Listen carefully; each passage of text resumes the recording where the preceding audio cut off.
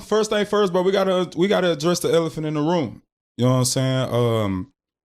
That was a video that obviously went viral. Me sharing my experience with what I had at a teammate's crib. We ain't gonna say no names. I'm pretty sure we already know. But with that being said, I just would have to let y'all know, like, hey, look, I'm a kid from Dallas, Texas, right? I come from a traditional household when it comes to family, right? When we came from, I came from, and so when it come to Thanksgiving, the reason I said what I said is because when we had a little bit of nothing, we still came together as a family. That's the way that I was raised. That's the way that I always seen it. So when I seen something a little bit different, it was that to me. It was different. Now, I probably could have articulated it a lot better than what I did, and I could have gave a little bit more context than what I did. But I do want to sit here, and whether my co-host agrees or not, because I know he don't, I do want to issue an apology, right? I felt like they didn't wake up and ask for that, Russ, Ciara, and especially Baby Future, right? This was a long time ago. I shared an experience that I had 10 years ago. It's a lot of things they don't wake up to. Right. It's a lot of stuff that, but I can only speak for me. Okay. Right. And so I can't issue that apology and say that I do apologize for, because they didn't necessarily deserve it. I could have told a story without name dropping, because I'm pretty sure like other people go tell their stories on podcasts and their experiences, and then you just speculate who it is and you go from there. So like I said, bro, I do want to issue that apology publicly. I don't think that you can publicly say something and then go privately apologize. You know what I'm saying? So I would love to just start off there and saying like, hey, look, I do apologize, especially to Baby Future, because if it's one person, it's the Future fans. You know what I'm saying? So like I said, bro, like, look, man, we gonna sit on it, and this is a learning experience for a lot of us, bro. We've been doing this podcast, 9 episodes, and we learning a lot. We going through a lot, and it's gonna be ups, it's gonna be downs. We gonna sit over here and we gonna have viral moments. We gonna have moments that might not go viral. We can't sit over here and make it about a viral moment. I know, like, you got Shannon, right? Shannon talking about what he talking about as far as what he would have done, and I don't even want to get into Shannon and Ocho and Acho and all these people. You know what I'm saying? Like, it's buku people. You feel me? Like, all of a sudden, a lot of people got something to say with what Trevone got to say. Now, you know what I'm saying? Keita son gonna do him regardless. That's one thing I'm never gonna change. Who's that? Keita son. Okay. That's me. Keita son. I'm gonna do me regardless. You feel me? So, but I do want to issue that apology to the Future fans, to Ciara, to Russ, because they didn't deserve that. And I'm just gonna come out publicly apologize. I'm gonna push past this. I'm gonna sit on here and dwell about it. We seen some of the comments on the internet Going crazy. Appreciate it. Some of y'all have hit me in the DMs and said, bro, you ain't did nothing wrong. But I still feel like I should have issued some type of apology for name dropping, right? Because like I said, bro, I could have articulated my story and gave a little bit more context about why I felt the way that I felt, right? And he probably was blindsided by the whole thing. And so with that being said, look, I'm going to just literally leave it at that, bro. Like, and Shannon and Ocho and all y'all probably just raised different from me. Mm-hmm. You feel me? Like, I was raised in a Southern traditional household. Like, I had people calling me once the clip went viral on some like, bro, Trey, they really just don't understand where you from, right? At the end of the day, they got to understand where you from. If they knew how you was raised, they wouldn't be speaking. They would. Man, it is what it is, bro. Go ahead. If you want to give your last remarks on it, look, man. Hey, shout out Shannon, Ocho.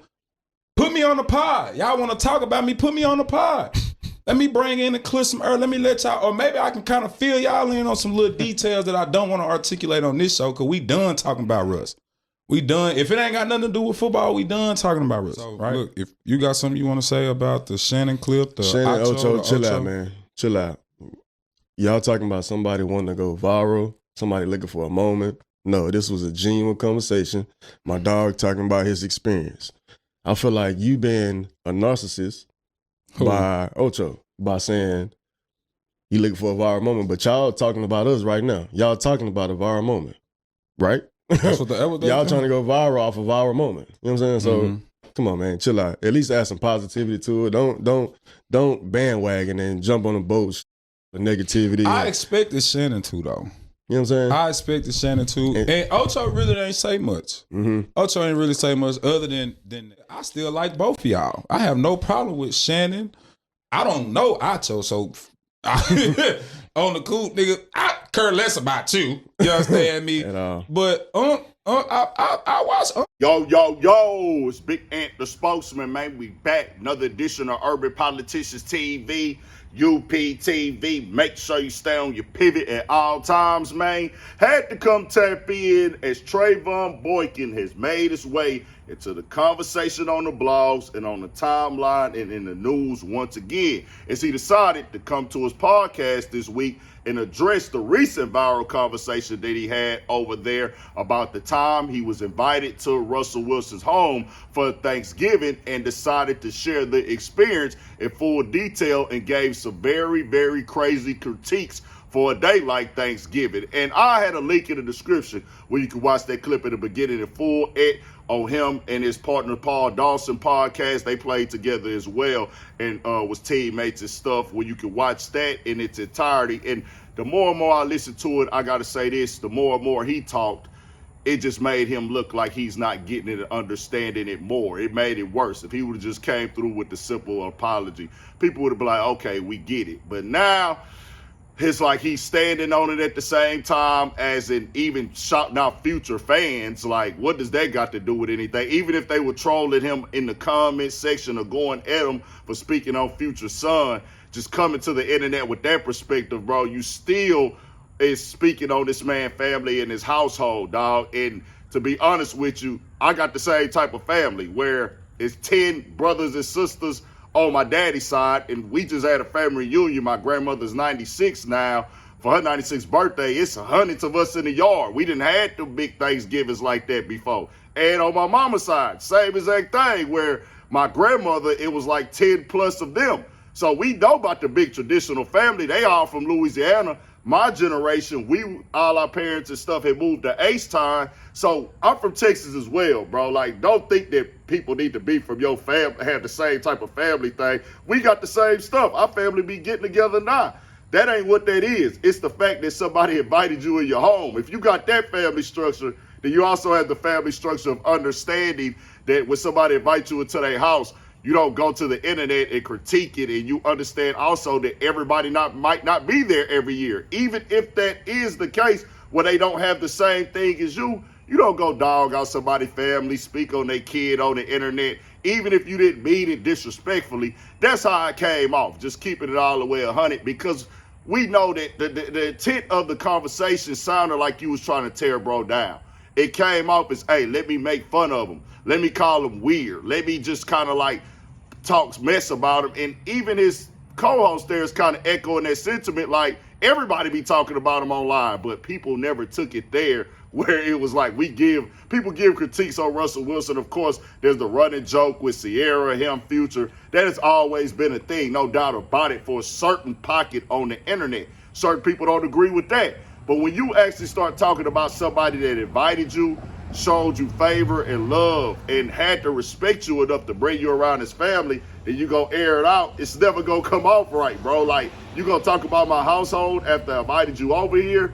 Then the other $1 million question that the people are still gonna ask that bro didn't address: where was your family at? Since you got the big family, where was y'all? Why you didn't go back and kick it with them? Then you suggested who he should fly out and all that as well, as his mother has now came out and gave a explanation of where the family was and everything like that as well. They put that up on the blogs. They found her name in the comments. She going off and stuff, but there's really no explanation needed. It didn't matter, bro. If he invited you to his house and you went, you don't then go there and just go, let me go air this out on the podcast and dog him out. And him going at Chad Ochocinco, Shannon Sharpe and Chad, bro, everybody was talking about it. It was viral, dog. Let's keep it all the way 100. Because they felt the same way. Like, bro, if I invite you to my house and then you go to the internet and dog me out, how do you think that we gonna feel about this? And the more and more bro talked, it's like, yeah, I do feel like he probably feels like, yeah, Russell Wilson, I didn't mean to really like have this go on, but I said what I said. But then he even put it out there that Russell Wilson DM'd him. And I'm like, yeah, bro, just the more and more he talk, it's like, just do y'all thing, go up. It's just one of the things that I have to completely disagree with him with as somebody who has done the big traditional Thanksgiving. Then I've had years on Thanksgiving when it wasn't nothing but like 4 or 5 of us there. I'd had years on Thanksgiving where I ain't get out the bed till 4 in the evening and then go to somebody's house to grab something real quick. It just depends. Just is what it is. Tell me what y'all think. We got more coming, more videos, all that. 1,000 for shit show. Stay on your pivot.